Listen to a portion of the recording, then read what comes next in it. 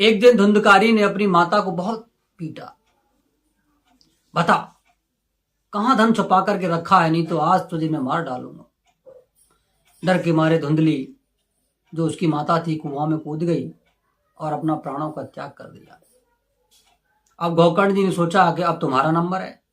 पिताजी तो वन को चले गए, माताजी कुआं में कूद गई, गोकर्ण जी तीर्थ यात्रा पर निकल गए।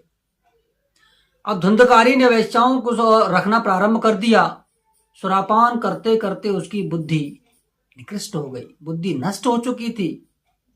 अब धुंधकारी का धन जब समाप्त होने लगा, उन वेश्याओं ने धुंधकारी को खाट से बांध करके उसके मुंह में गर्म गर्म अंगारों को भर दिया और उसको खाट से बांध दिया, और जिससे तड़प तड़प करके उस धुंधकारी की मृत्यु हो गई।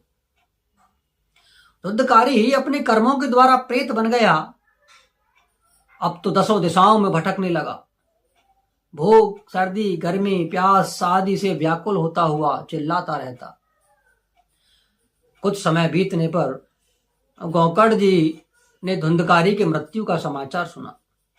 जब ये पता लगा कि धुंधकारी की मृत्यु हो गई है, तो उन्होंने गया में श्राद्ध किया। जहां जहां वे जाते उस धुंधकारी का श्राद्ध अवश्य करते।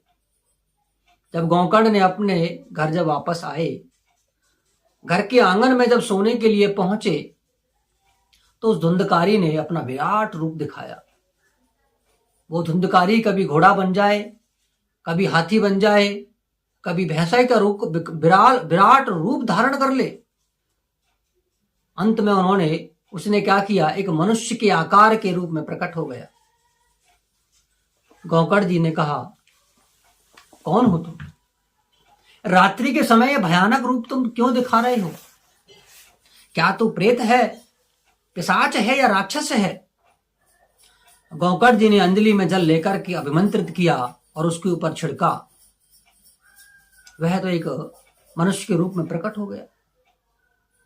धुंधकारी बोला कि गोकर्ण जी, मैं तुम्हारा भाई हूं और मैंने अपने ब्राह्मणत्व को नष्ट किया है। मैंने अनेक कुकर्म किए हैं और वैश्याओं ने मुझे तड़पा तड़पा करके मार डाला है, जिससे मैं ये प्रेत योनि में भटक रहा हूं। गोकर्ण जी, किसी प्रकार मुझे इस प्रेत योनि से छुड़ाओ। गोकर्ण जी बोले, मुझे बड़ा आश्चर्य है, मैंने विधि पूर्वक गया में तुम्हारा श्राद्ध किया, फिर भी तुम्हारा इस प्रेत योनि से कोई छुटकारा नहीं हुआ। यदि गया में श्राद्ध करने से भी तुम्हारी मुक्ति नहीं हुई, तो इसका तो कोई और उपाय बड़ा मुश्किल है।